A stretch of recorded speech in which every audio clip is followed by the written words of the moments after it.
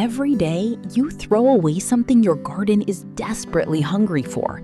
Banana peels, coffee grounds, eggshells, vegetable scraps, straight into the bin, straight to landfill. And every autumn, those bags of leaves, hours of raking, straight to the curb, gone. And then straight back to the garden center to buy the fertility you just threw away. Nature has been composting perfectly for millions of years. No rules, no ratios, no equipment. Just organic matter falling to the ground and rotting back into the most fertile soil on Earth. And your garden can work exactly the same way. Welcome to Grow Your Own Vegetables, where we help everyday gardeners grow extraordinary food in any space in every season. David the Good wrote the book on extreme composting. Literally. In the next 15 minutes, he is going to prove that everything you were ever told about composting was making it harder than it needs to be. Your kitchen bin is already a composting machine. You just did not know it yet. Oh, you caught me sharpening my compost making machine. What you're about to watch is a presentation from the Grow Your Own Vegetables Summit, where composting expert and author David the Good shares the discoveries that threw away every rule in the book. For more information, free resources, and gentle guidance, you can find us at growyourownvegetables.org. And to grow alongside other gardeners just like you, join our free community at gyov.org. I'm David the Good.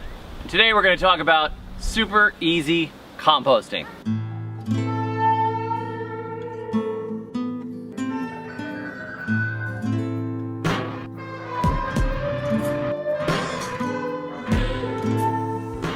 A lot of people have an idea about composting, and the idea is composting is a pain in the neck. You'll eat a banana and think about what you have to do to compost the peel. You look it up and it says you have to have a proper carbon to nitrogen ratio. You don't want it too wet or it's going to get sloppy. If you mix it in this way, it's going to make a mess, and you got to make sure the critters don't get into it and all kinds of other things. By the time you look up all of what it takes to compost in your backyard, you just take the banana peel and you throw it in the trash. Forget it. It's too much trouble. I don't want you guys to think that composting is a lot of trouble, because honestly, it isn't. God designed the world in a certain way, and nature is this big composting machine. Stuff falls on the ground and it rots and it turns into compost. It's just we like to make a lot of rules about it. Don't throw meat in, don't throw paper in. You know, it's got to be a certain size, it's got to heat up to a certain point. And you know, about 10 or 15 years ago or so, I got really tired of looking at all those rules and saying, why can't I? Why can't I? Why can't I? So I started doing the things that you can't do, the sort of stuff that you're not allowed to do, the sort of stuff that your local master gardener gets the vapors over. And I realized you can pretty much make compost doing anything. If it's organic, it's gonna rot. So I wrote the book, Compost Everything, The Good Guide to Extreme Composting, a few years ago. And it's really taken off, and people have started to realize it's not that big a deal. All through history, people have thrown things on the ground. It has rotted, and people have been buried in the ground, and they have rotted. Animals die in the woods, and they rot. And guess what? It makes compost. It's not a big, huge process. There wasn't 300 years ago when the Chinese were fertilizing their fields, they weren't piling up a bunch of stuff and sticking a thermometer into it to figure out if it was hot enough and if that compost was safe to use on the rice. They were throwing stuff on the ground and it was rotting. So for the next 20-25 minutes or so, I'm going to show you a bunch of ways to do super easy composting, including with my compost machine right here. My wife just informed me during the last little opening segment that I'm holding the blade of my machete. Don't ever hold the blade of your machete. It's very bad, and it's one of those rules you don't ever want to break, because you could cut yourself. Your hands might not be as strong and manly as mine. Now let's get into composting.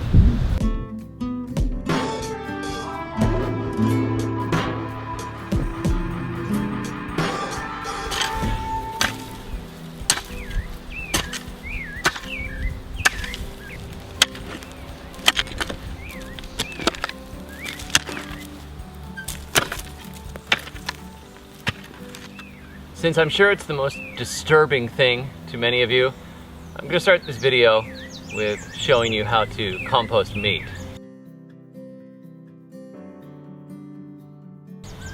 This is the simplest way to compost meat, and it really works. All you have to do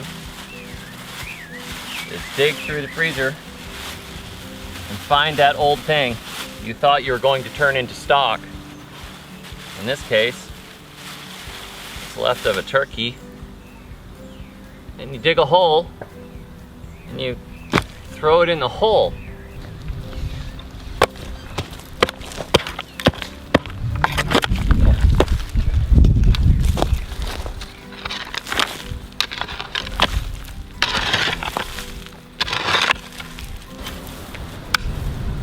We're borrowing this piece of land, and this pit right here has been my fire pit for a while. It was just a hole that was here when we already got here. So instead of digging a brand new hole for this video, I thought, you know, I'm not gonna use that pit right there anymore. So I might as well throw a turkey in the bottom of it. I'm sure you've had similar thoughts.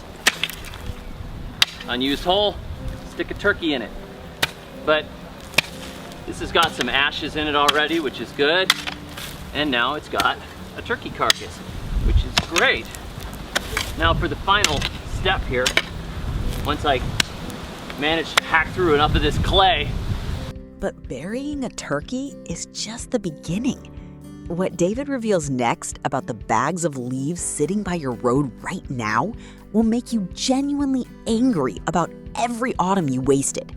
To bury this well, I'm going to plant something, but you're gonna have to wait at least 30 seconds to see what it is.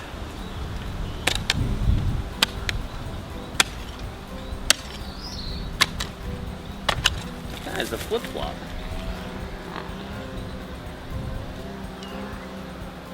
It's nice. Normally, a pit like this with a mound on it would be right about at ground level. This isn't, because I don't feel like filling in this entire hole. It's too deep, and I don't like to work that hard, but it's gonna do well. Now I'm gonna show you what I'm gonna plant. These right here are Hubbard squash seeds, blue Hubbard to be specific, which is one of my favorite winter squash of all time. And they are going right in the ground.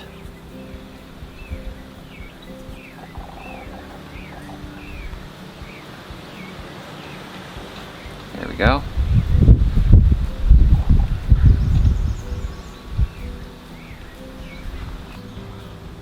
So why would I want to do something this crazy? Why would I want to compost meat? Well, it's because meat is loaded with nitrogen, not to mention other minerals that plants need. You can go down to Lowe's or Home Depot or wherever you have close to you, and you can buy bone meal and blood meal, right? But if you read the lists on what you're supposed to compost, it'll say, don't throw meat in your compost, don't throw bones in the compost. And then we go out and we buy it. And those are slaughter wastes, by the way, and we go out and buy it from the store when we could be doing it in the backyard. Now there's a method to this madness of burying some meat. If you remember the old story of the Pilgrims and the Indians burying the fish underneath the corn and growing corn on top of fish, it really works. It works exceedingly well. And the reason is meat is loaded with nitrogen. Nitrogen is the primary macronutrient that plants need to grow. Your abundant green growth that comes from nitrogen. Meat has a lot of protein in it. Protein has a lot of nitrogen in it. So when you're adding meat to the ground, it's releasing that nitrogen over the growing season in an amazing way. And now I don't have time for this video to let this thing grow for the next 40 or 50 days so you can see, but when the roots get down there and they touch that meat in the ground and it's rotting and it's releasing that nitrogen, they will grow like crazy on top of it. One of my readers just this last week sent me some photos from her garden where she took a chicken carcass out of the freezer that she intended to make into stock, and she buried it under one of her squash plants. So here's one squash plant without a chicken buried underneath it, and here's another squash plant planted at the same time which had a chicken buried underneath it.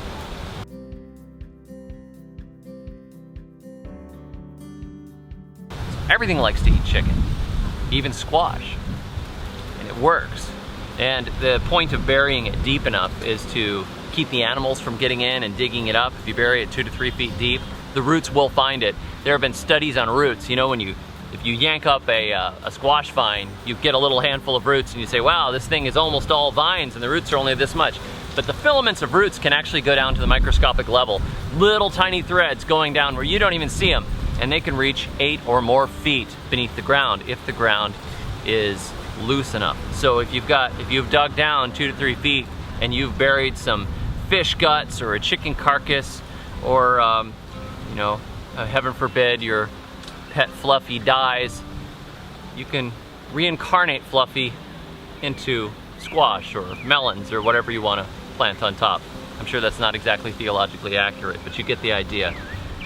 The meat underneath the ground will be accessed, it'll rot down over time, it'll make a spot of super high fertility, and the vines will grow like crazy on top of it. And I like to do this with squash and pumpkins because you plant them in mounds. You don't have to bury meat all over the place. Like if you're gonna make a lettuce bed or something, it would just be ridiculous. But you plant squash and melons and pumpkins all in one hill, and then they run all over the place. So I make that one hill super fertile by burying some meat underneath it, and then plant, and then I'm done. Like for the season, I don't have to feed them.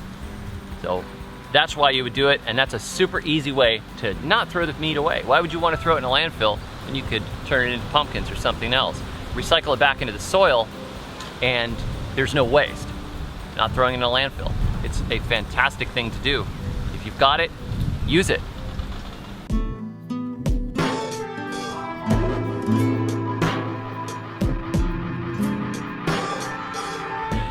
How many times have you raked up the fall leaves and stuck them in bags and put them by the road? Or burned them? I'm guilty. I've done this. And I think it's because we want things neat. We want things orderly. We want our yards to look really good. And here is where it gets extraordinary. What David reveals about what your tree actually does before dropping those leaves will completely change how you see autumn forever. What we don't really think about is that those leaves are a source of fertility for the gardens and for the ground. Think about it. Through the spring, the tree puts on new leaves, it grows like crazy, it digs its roots deep, it drinks, it mines minerals beneath the soil. It might be mining minerals from 2 yards over. It could be sending roots 100 or 150 or 200 feet. If you've ever had a septic tank, you know that this is true. Roots can go a long ways from the tree. So it's doing all this work, and then through the season it's growing and growing and growing and growing and putting out all this growth, and then it starts to cool off in the fall. And then that magical time of year happens where the leaves turn colors and they fall to the ground in drifts. And then we get out and we rake them and we burn them. The way the system is designed, though, is for the leaves to fall on the ground, blanket the ground, rot beneath the ground, and then provide nutrients to the tree again the next season. This is where David shows you the simplest possible way to keep every single one of those minerals on your property. And it takes about 5 minutes. It keeps worms and other insects alive beneath the ground. It makes a barrier between the harshness of winter and the roots. Where I live in the tropics, there's kind of leaf drop going on now and again all through the year, particularly in the dry season. But it's the same idea. It falls to the ground. The tree gathers up the minerals. It builds all these leaves. It builds all these structures. And then it drops them on the ground and it cycles back through again. But what we usually do is we take all that stuff and we throw it by the road and we let the local municipal waste take it away from us, or we burn it. And what we're doing is we're actually impoverishing the soil that's in our yard. All those leaves and all those sticks and pine cones or whatever else is falling to the ground, that stuff can cycle back into the soil and continually, as the tree mines deep, continually add more minerals to your yard by digging up stuff that you couldn't access yourself. So a lot of times we throw it out by the road and then we go around and we throw compost or fertilizer or mulch down because we've broken the cycle and the plants are getting weak and they need a little extra kick. So I wanted to show you how you can take these bits and pieces and use them in a way where you're not really working all that hard at it. First, let me show you what the ground looks like underneath these trees. Here's a typical little piece of forest floor here. We've got some sticks that are starting to rot, fall apart, some little bean pods, some blooms that have fallen off the trees, a little bit of weeds growing.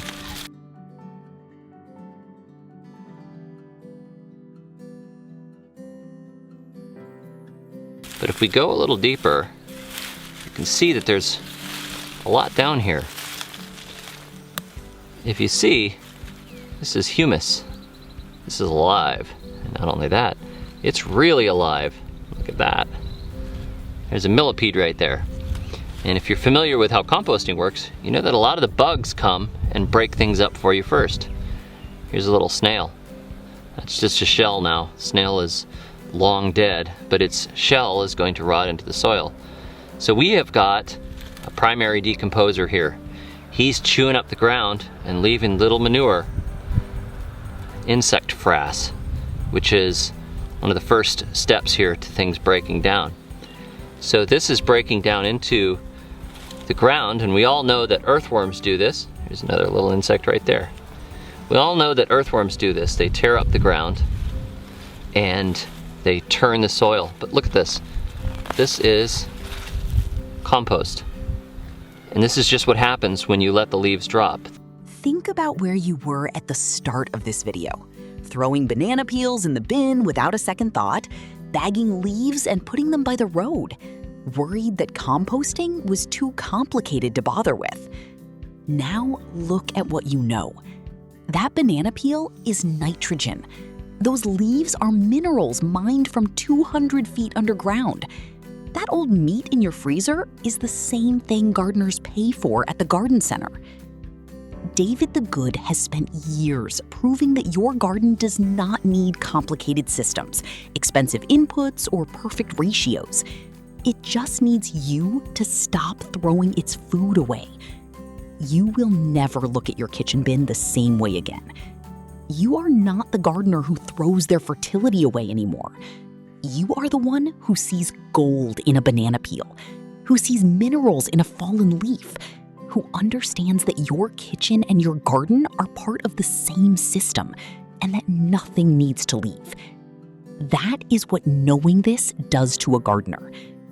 If you want to keep going deeper, there is a whole community of people growing extraordinary food the same way, completely free, waiting for you at growyourownvegetables.org. Whether the Superfood Garden Summit is live right now or you are watching this months later, every session is waiting for you. 4 days, 15 of the world's most trusted gardeners, homesteaders, herbalists, and soil educators, each sharing their single most powerful lesson, all completely free. Register once, watch everything. Keep it forever.